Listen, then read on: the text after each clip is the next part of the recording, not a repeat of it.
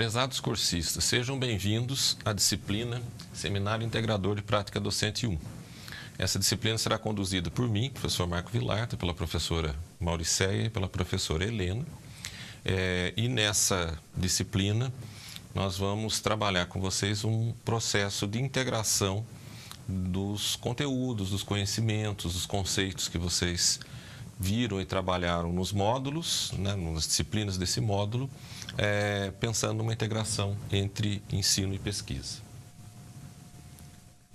Então, não é uma disciplina tradicional, no sentido que vocês terão conteúdos específicos, né, de uma disciplina, de um dado campo específico do conhecimento, mas o propósito é integrar a relação de ensino e pesquisa, e não pensando também pesquisa com apenas uma reflexão sobre o que é pesquisa, mas um processo de inserção que vocês passem a trabalhar com esses conhecimentos do ponto de vista da pesquisa para que a atividade de ensino, né, aconteça de uma maneira, de ensino-aprendizagem aconteça de uma maneira mais intensa.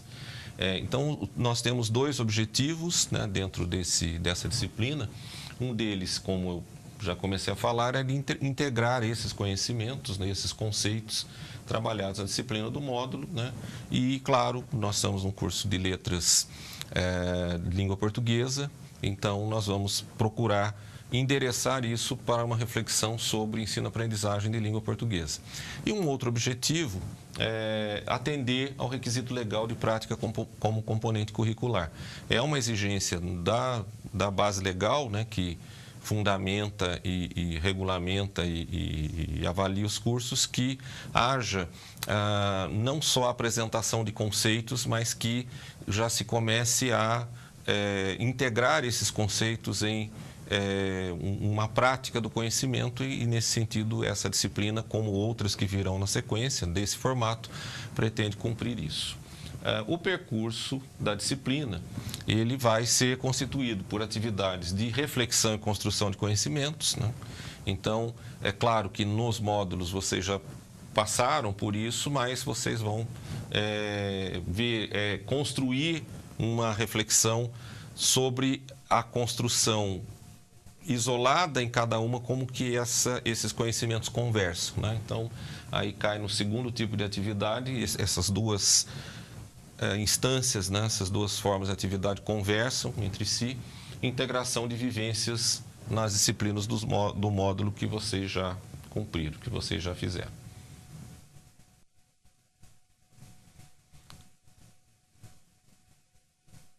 Bom, qual que é a importância, né, para que a gente trabalha, qual a razão de ser e qual a importância dessa integração entre atividades de pesquisa e ensino? Quando nós trabalhamos com conhecimento, né, seja produzindo, seja recebendo esse conhecimento, tendo contato com ele, esse conhecimento ele não surge por si só. Ele é produzido por pessoas, para pessoas, num contexto em que essas pessoas convivem, socialmente, historicamente, etc., né? Então, é muito importante, quando a gente pensa nessa inter-relação, nessa conversa entre pesquisa e ensino, pensar assim: o que nós entendemos por pesquisa? Qual a nossa concepção de pesquisa? Qual que é a nossa concepção de ensino e aprendizagem? E quais as concepções dos sujeitos envolvidos no processo, né, o professor, o aluno, as pessoas da sociedade, né, e sobre esses sujeitos, o que nós pensamos sobre eles quando nós vamos exercer essas atividades que são relacionadas ao processo de ensino-aprendizagem, né? À medida que a gente reflita sobre essas concepções, nós temos como nos situar nesses campos e nos posicionarmos, né, indo numa direção ou outra a partir das concepções e das crenças que nós temos a respeito disso. Bom, iniciando pela concepção de pesquisa, né, e aí nós vamos nos utilizar inicialmente nessa videoaula das discussões que o professor Pedro Demo faz, né, sobre pesquisa. Então, uma primeira consideração importante sobre pesquisa é que no processo de pesquisa há uma busca de materiais, uma busca de conteúdos, né? existe uma necessidade, né? E aí existe há uma ideia, talvez, do senso comum, né? De que a pesquisa seria somente essa busca, encontrou-se o material, resolveu, né? A pesquisa está pronta. Isso acontece muito, por exemplo, hoje no mundo virtual. Então, vai se fazer uma pesquisa num buscador, no Google e outros buscadores, então aquilo é colocado como pesquisa. Nós estamos entendendo aqui pesquisa num sentido mais amplo. Então, existe sim um processo de busca de material, mas não é uma receita pronta. O acesso ao material é apenas uma etapa inicial disso e que para que de fato seja pesquisa e que de fato isso seja tomado como construção do conhecimento, né? No sentido de que a gente constrói conhecimento quando entende de alguma maneira, né, no diálogo com outros conhecimentos, por que, como, né, de que maneira aquilo foi produzido, para quem e como nos afeta dessa ou daquela forma, né? E aí nesse sentido que o professor Pedro Demo coloca como combater a receita pronta e fomentar a iniciativa. O processo de ensino-aprendizagem, né, para todos os sujeitos envolvidos, tanto para o professor quanto para os alunos, ele se torna efetivo, ele acontece de fato quando nós nos sentimos dentro desse processo.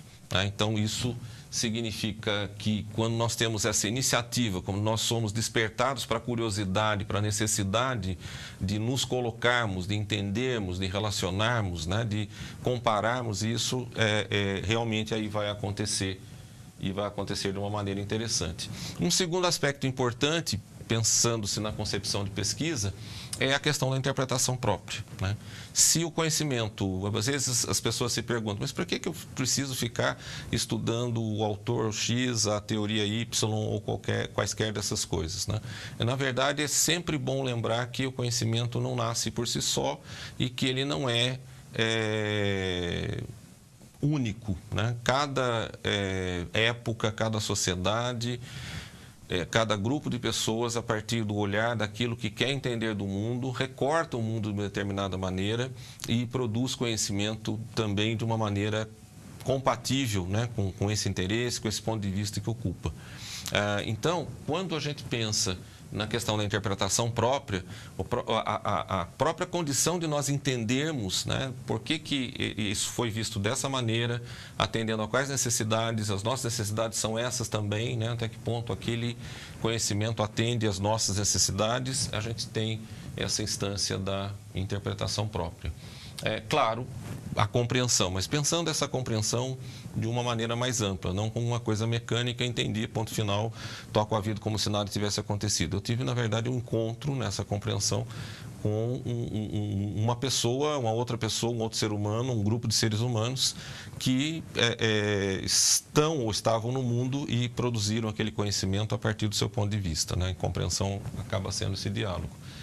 E aí o início da elaboração própria. Quer dizer, começa com o processo de compreensão e avança na medida em que a gente vai podendo dizer coisas, né? A gente compara, ao se debruçar com esse conhecimento, compara coisas e começa a ser capaz de dizer coisas do nosso ponto de vista, o que não exclui, né? Não pode excluir a compreensão do que o outro quis dizer do ponto de vista dele, mas que torna necessário também que nós saibamos o que isso tem de igual e diferente ao nosso ponto de vista, dito da nossa própria maneira, né? Então, aí tem a questão da elaboração própria, que é um processo, né? Por isso que o Pedro Demo aqui coloca a questão do início. E, finalmente, um terceiro aspecto importante, o senso comum, que esse conhecimento que a gente vai construindo no dia a dia, sem tanta sistematização no contato, ele é um ponto de partida e é um ponto de partida importante. Só que para o processo de pesquisa acontecer em todos os níveis, né, e mais que isso, para que a gente tenha no processo de aprendizagem, né, esse jeito, esse modo, né, mais organizado de fazer, de construir, né, de lidar com o conhecimento de uma maneira parecida com o processo de pesquisa mais oficial, vamos assim dizer, é importante que o senso comum seja ponto de partida, mas que não seja ponto de chegada, né? Ele tem que ser depurado, ele tem que ser filtrado para que a gente perceba, né, que conhecimentos, que saberes ali realmente a gente pode confiar, que descrevam, né, que expliquem o mundo da maneira como a gente gostaria que isso acontecesse. Então, sempre vai haver um movimento, né, entre aquilo que nós conhecemos, aquilo que nós conseguimos acessar, que é o conhecimento disponível, como foi mencionado ali no primeiro quadrinho desse slide, né, quando a gente coloca em procurar materiais, a gente depende de conhecimento disponível. Claro que em fases mais adiantadas de pesquisa, esse conhecimento também pode ser produzido, mas só o fato da gente se debruçar e entender, né, até que ponto esse conhecimento disponível conversa com aquele que nós construímos no dia a dia, já é um passo importante para essa caminhada aí do processo de pesquisa. E aí vem a questão do questionamento reconstrutivo, né, que tem a ver com o que eu falei em relação ao segundo quadro, né, na medida em que nós começamos a comparar e ver assim, de que ponto de vista, com que necessidades nós encaramos essa produção do conhecimento, né? Atende, não atende, atende parcialmente, de que outras maneiras, e aí a gente vai descobrir, inclusive, que não há uma única teoria em nenhum campo do conhecimento e como que cada uma dessas teorias ou desses conhecimentos, desses conceitos, respondem de maneira mais interessante, mais efetiva às nossas próprias necessidades. Aí há uma construção desse questionamento reconstrutivo, né? Então, não há como haver processo de pesquisa de fato sem essa elaboração própria. Aí, pensando especificamente nesse aspecto do questionamento reconstrutivo, ele depende da busca de materiais, né? Sem esses materiais não há algo sobre o qual se faça alguma coisa, da interpretação, que é um processo que já vai nos colocar nisso, né? Somos nós que estamos interpretando, e a partir desse momento em que, né, existe a própria constituição desse espaço nosso, nós vamos começar a ter também a condição de formular.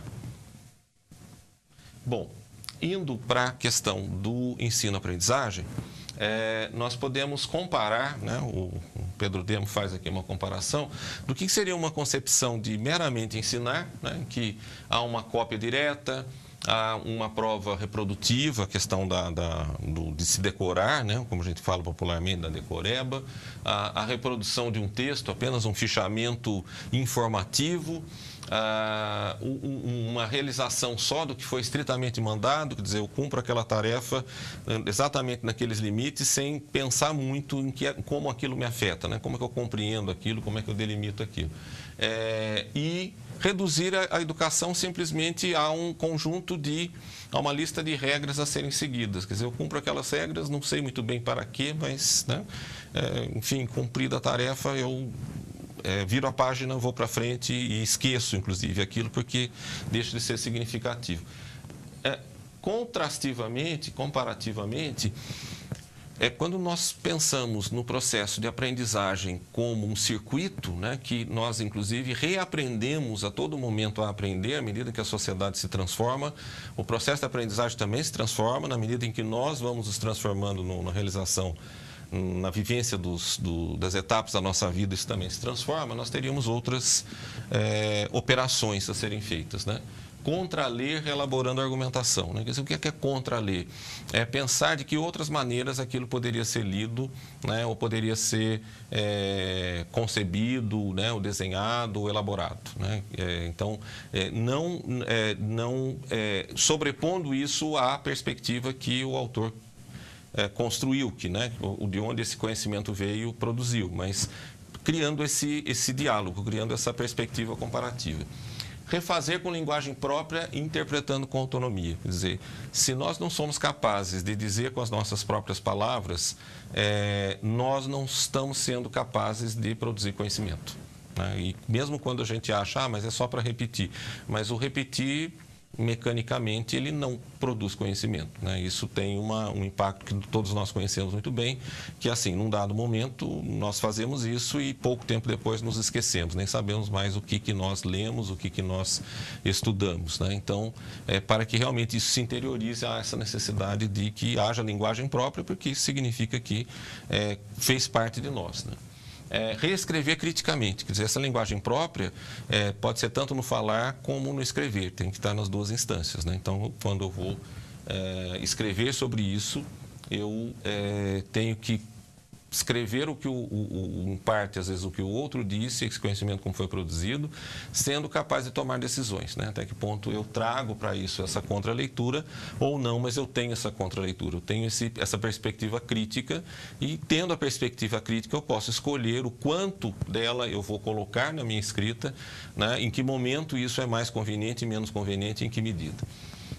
Elaborar texto próprio, experiência própria, né? Que eu acho que já está contemplado aí nos outros itens, e formular proposta e contraproposta, né? Quer dizer, na medida em que a gente entende para que aquele conceito, nós estamos numa licenciatura e estamos pensando isso voltados para a questão do ensino-aprendizagem em língua portuguesa.